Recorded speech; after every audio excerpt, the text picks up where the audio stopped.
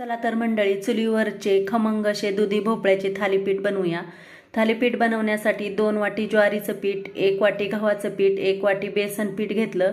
भोपळ्याची साल काढून घेतली आणि खिसून घेतला.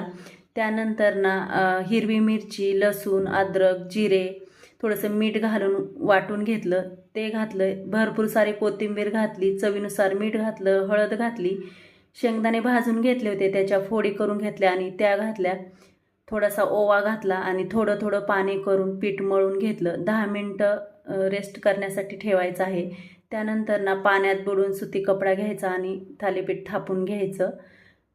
तेल व्यवस्थित जाण्यासाठी आणि व्यवस्थित भाजण्यासाठी अशी बोळं पाडायची. त्यानंतर तव्यावरती तेल घालायचं आणि थालीपीठ टाकायचं आणि परत वरतून थोडंसं तेल घालायचं आणि दोन्हीकडून अशी शेकून घ्यायची.